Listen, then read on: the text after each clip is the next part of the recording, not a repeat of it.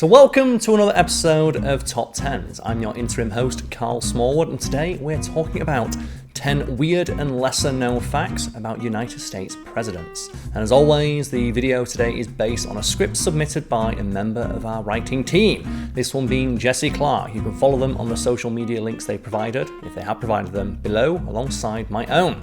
But let's get to it. So nobody who seeks the highest office in the land, arguably the most powerful position in the modern world, can really be considered normal. They're usually born with a silver spoon in their mouth and a terrifying, borderline sociopathic level of personal ambition. So perhaps it's not all that surprising that bizarre facts, stories and habits surround many US presidents. So let's look at some of the wildest stuff there is. Starting with number 10. Thomas Jefferson and John Adams both died on July 4th, 1826. One of the most eerily coincidental events in American presidential history surrounds two of America's founding fathers, Thomas Jefferson and John Adams. These two giants of early American politics were sometimes friends, sometimes fierce rivals, but their destinies were curiously intertwined. Both played instrumental roles in the drafting of the Declaration of Independence, both helped the fledgling USA during its revolution and helped design its government, and both, of course, served as US presidents. But you could say the same about a lot of founding fathers. What really binds these two together is that both Jefferson and Adams passed away on the same day, July 4th, 1826, the 50th anniversary of the signing of the Declaration of Independence. Adams's last words reportedly were, "Thomas Jefferson survives." Ironically, he was mistaken. Jefferson had died a few hours earlier. Just to get one last dig in, I suppose.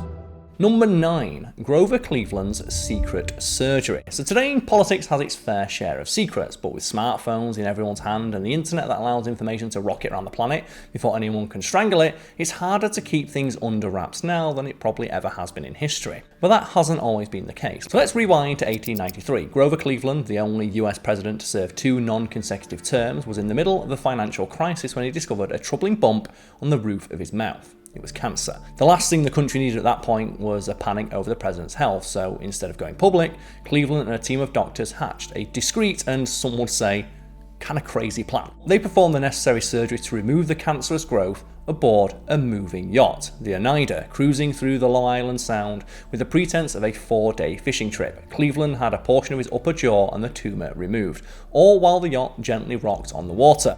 Yes, he had major, life-saving surgery on a moving boat that was rocking from side to side. A rubber prosthetic was later placed in his mouth, and the secret was so well kept that the public remained clueless until a quarter century later when one of the surgeons finally spilled the beans. Imagine that story coming out about contemporary leaders now. And I believe I covered a similar story when I wrote a script for today I found out a few years ago. And it talks about how the president never really technically ever gets a day off, even when they're asleep.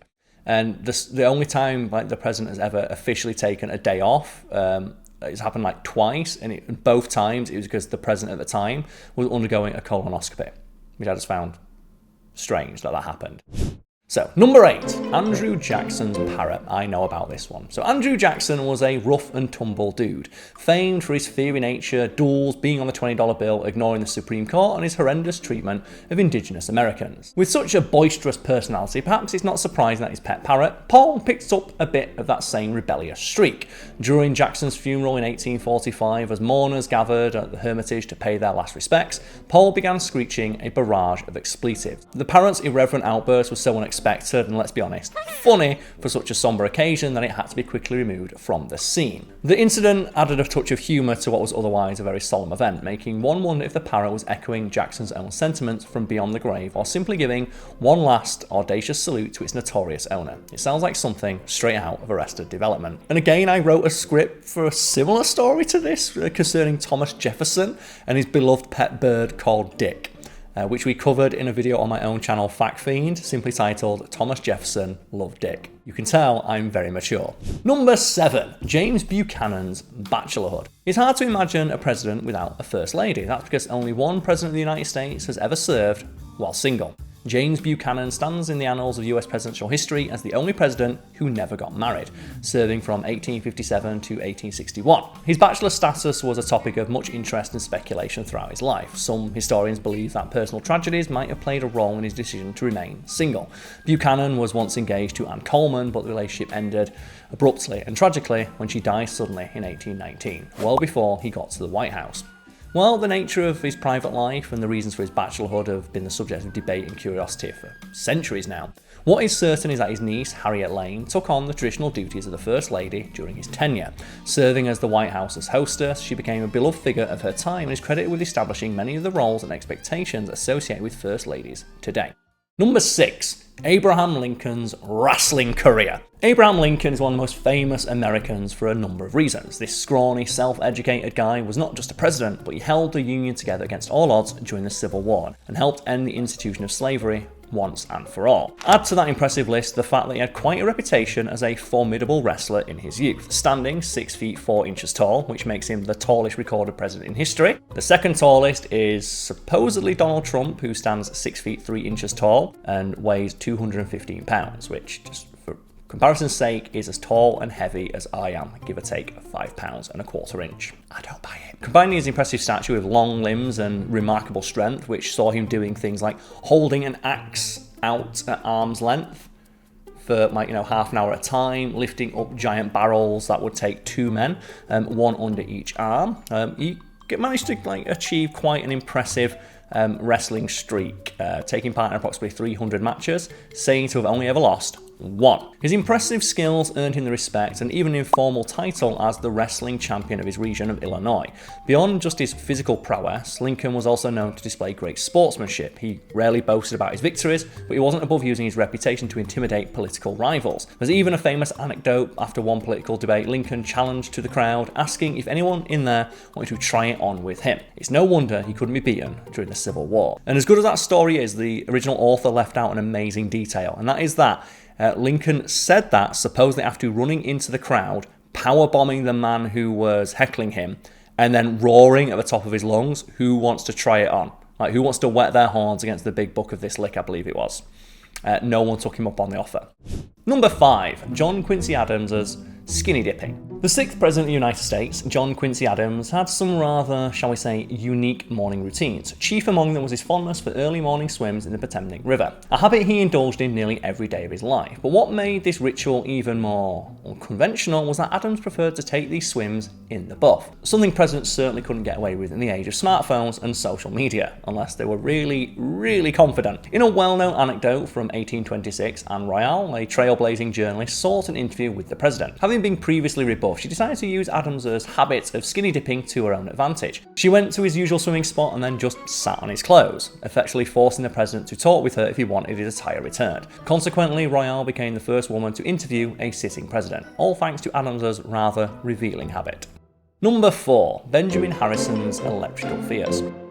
In the era when homes were transitioning from gas lamps to electric lights, President Benjamin Harrison found himself residing in the White House during this technological shift. In 1891, the White House was equipped with electricity for the first time, a major advancement for the day. However, this newfangled technical invention did not sit well with Harrison. Despite the convenience it brought, Harrison was downright terrified of being electrocuted to death. He and his wife Caroline were so wary of the electrical switches that they often refused to touch them outright, fearing they would get shot. Consequently, they would sometimes go to bed with the lights on rather than risk touching the switches. They would often rely on staff to operate the lights for them if they really need to turn them on or off. It's a humorous and humbling reminder that even presidents with all their power and prestige can have fears and apprehensions about the unknown, especially when faced with a rapid technological advancement of their time. It's also kind of funny. Number 3. Rutherford B. Hayes's controversial election.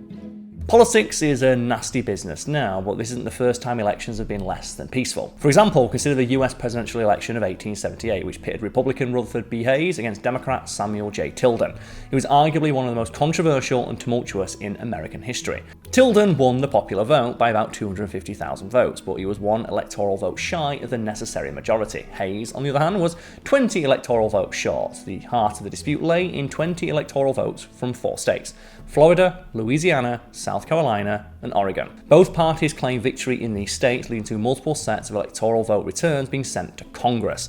To address the issue, Congress set up the Electoral Commission, which, in a series of 8 to 7 votes mirroring the party lines, awarded all disputed electoral votes to Hayes. Behind closed doors, a compromise was reached known as the Compromise of 1877. Democrats acquiesced to Hayes' election, and in return Republicans agreed to end military occupation in the South, essentially bringing an end to the Reconstruction era. Hayes became president, but the compromise had lasting implications, including the solidification of Jim Crow laws and the suppression of black voting rights in the South for decades to follow. Number 2, speaking of Rutherford B. Hayes's telephone. In the rapidly changing world of the late 19th century, technology was making leaps and bounds, and the White House was in line to get upgraded with the latest tech of the day. Rutherford B. Hayes, the 19th President of the United States, holds the distinction of being the first sitting president to have a telephone installed in the White House in 1877, just a year after its invention. The White House's telephone number was simply 1. That's right, if you wanted to reach the president, all you had to do was dial a single digit, which admittedly is pretty baller. Today you'd have to do a bunch of things that we can't say in this video because the Secret Service would put a bag over my head and beat me with electrical cables. The novelty of the device, coupled with the fact it had just been invented, meant that not many people had telephones at the time. In fact, for a while, the only direct line from the White House was to the Treasury Department. Hayes is said to have been initially fascinated by the device, but with such limited connectivity, it would have become a crucial communication tool for the presidents until many years later. And I'd like to think at least one person prank called him, or at least accidentally dial by just, what happens if you just dial 1? Number 1, Calvin Coolidge's fondness for animals. An adorable pet can put a nice face on any administration, but Calvin Coolidge, the 30th President of the United States, took things to a whole nother level. Silent Cal, as he was often known for his refusal to engage in small talk, had a penchant for animals that went beyond the usual presidential dogs and cats. For example, his menagerie at the White House included, but wasn't limited to, a pair of raccoons named Rebecca and Reuben, which he originally received to be part of a Thanksgiving meal but chose to adopt instead. He also had a donkey named Ebenezer, a bobcat named Smokey, and several birds like Enoch the goose and a pair of canaries named Nip and Tuck. And of course, there were the more conventional pets, multiple dogs of various breeds and a whole slew of cats. Now imagine trying to concentrate on any job in that building with all those animals running around. But hey, politicians tend to be surrounded by the sleaziest type of power-hungry animal anyway, so we can't really blame Coolidge for preferring the company of the fuzzy kind instead. So thank you for tuning in to this episode of TopTenz, and if you are annoyed about a British dude talking about American politics, as a reminder, I'm just the host. I'm reading a script which was written by one Jesse Clark. Don't yell at them either, but don't yell at me where I'm doing my job. Anyway, speaking of doing your job, right? If you want to do a good job as a viewer of this video, you can like the video, you can comment below with your favourite lesser-known presidential fact, or just comment on the topic itself or anything we've covered in this video, and subscribe for more content like this. You can also follow myself, the author, the sister channels to TopTenz Biographics and Geographics, and a whole other bunch of good stuff that you should do if you want to help support us make more videos like this in the links you can find below. Otherwise, thank you for tuning in, and as always, have the day you all deserve. Cheers.